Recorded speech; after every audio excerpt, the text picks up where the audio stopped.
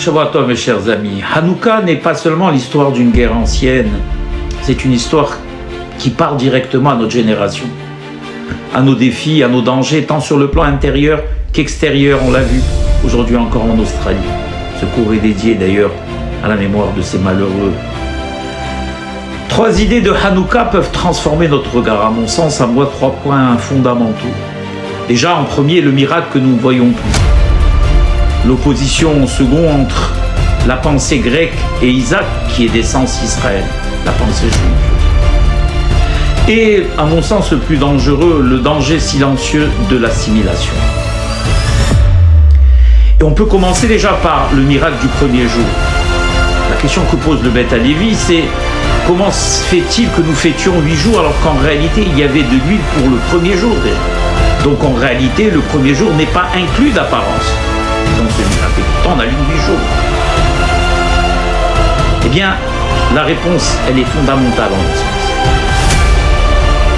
Le premier jour lui aussi est un miracle, mais ça malheureusement on s'y est habitué. On s'est habitué à voir l'huile brûler et on ne s'est jamais posé la question pourquoi l'huile brûle. Peut-être que c'est l'eau qui devrait brûler, peut-être que c'est le vinaigre qui devrait brûler, n'est-ce pas? Mais on s'est habitué à voir et donc on pense ça comme naturel.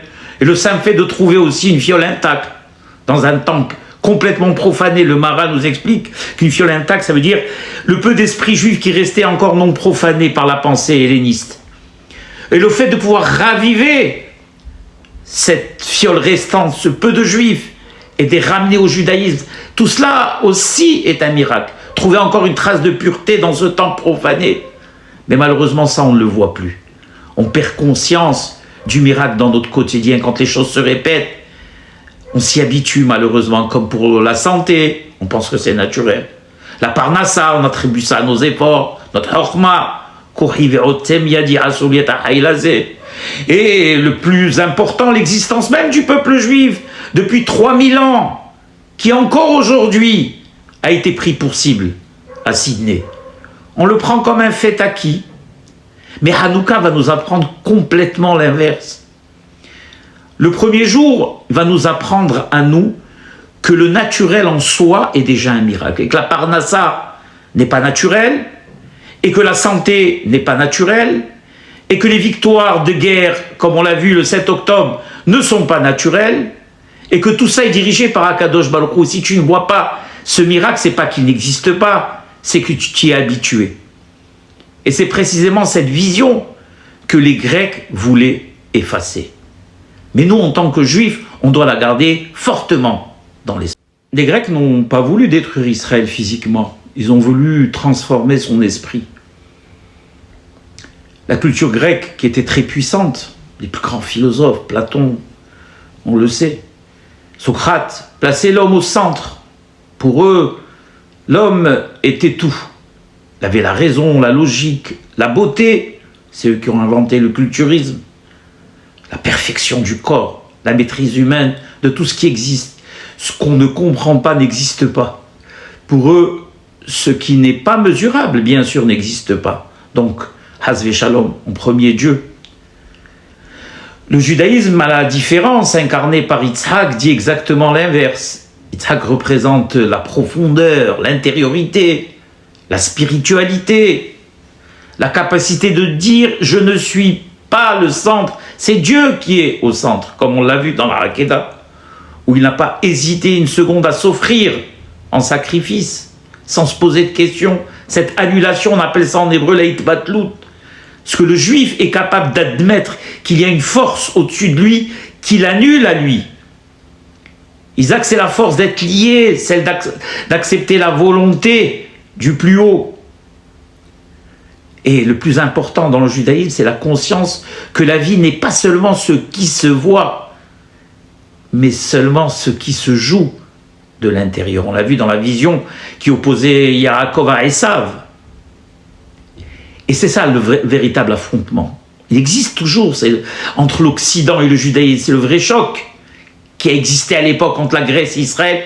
Existe aujourd'hui. Tout nous oppose dans l'essence à la vision occidentale. Et c'est pour ça que les Grecs n'ont jamais essayé de nous tuer. Ils ont voulu nous remodeler. Ils nous ont dit, gardez vos rites, vos prières, si vous le voulez, mais perdez votre âme. Ils n'ont pas brûlé la Torah, ils l'ont traduite. C'est encore pire. Ils ont voulu la vider de son sens. Ils ont voulu la rendre simple philosophie, comme leurs écrits à eux. Ils n'ont pas interdit les mitzvot, si c'est vrai qu'une certaine période, oui, mais ils les ont rétablis. En réalité, ils les ont vidés de leur sens. C'est une guerre spirituelle bien plus dangereuse qu'une guerre militaire, et nous le savons.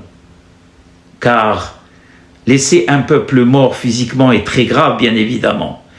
Mais le laisser vivant et le tuer de l'intérieur est encore beaucoup plus grave.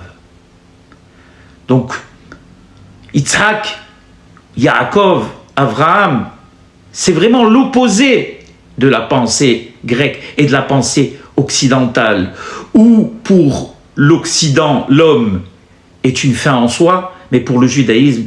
Comparons maintenant deux adversaires, Haman et les Grecs. Dans le livre de prière, vous avez vu, les deux formules sont juxtaposées. Haman, à la différence des Grecs, voulait nous détruire physiquement. C'est vrai, c'est brutal, direct, explicite, et ça choque beaucoup plus dans le monde actuel. Les Grecs, eux, voulaient nous détruire intérieurement. Ça choque beaucoup moins dans le monde actuel. Nous laisser vivants, mais vides.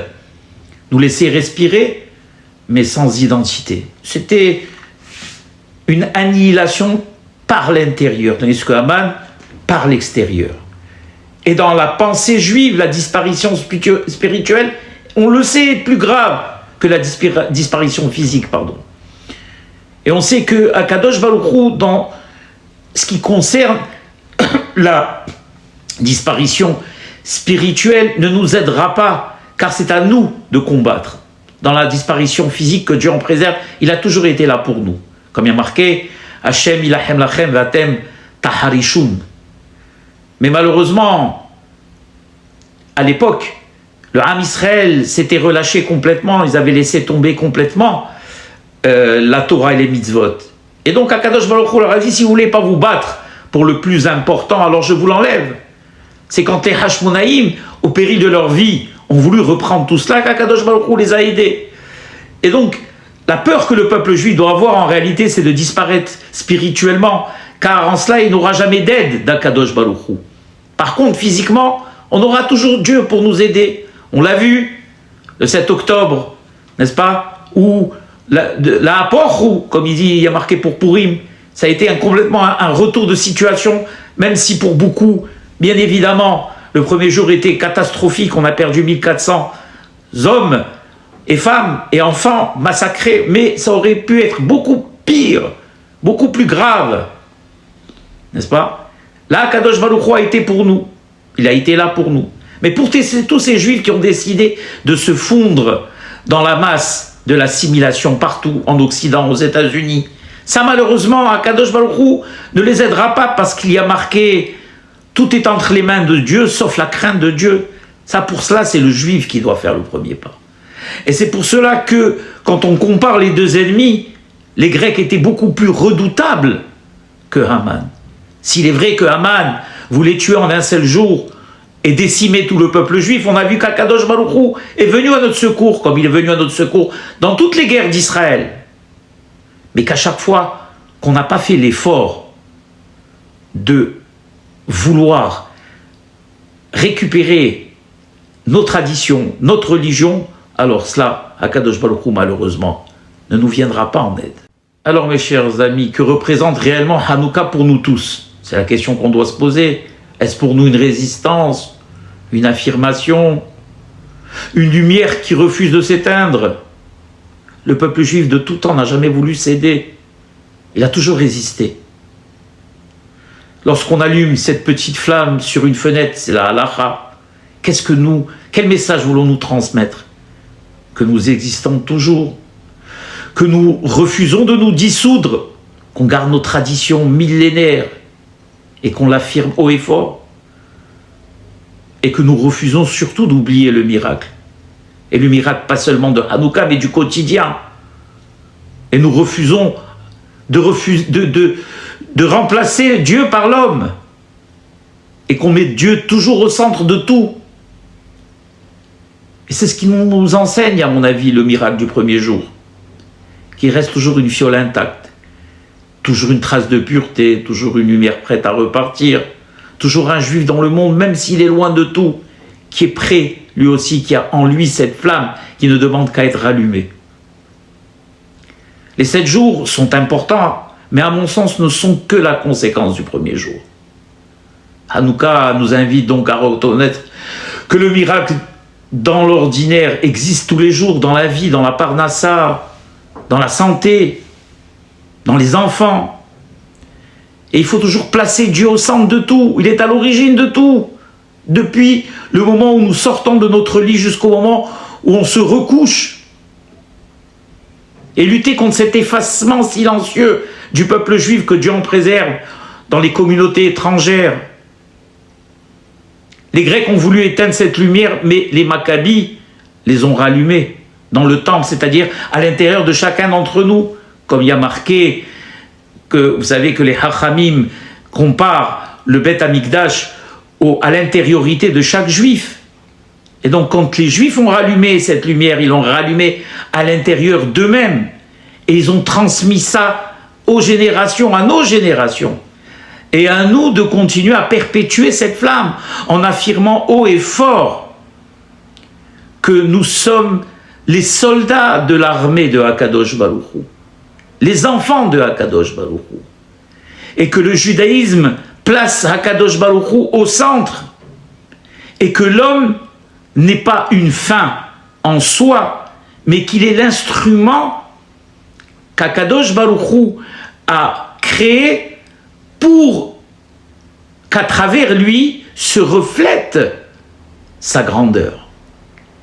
Comme est marqué, Kol ma shebara Hakadosh Baruch Hu ba'olam lichvodo bera'u.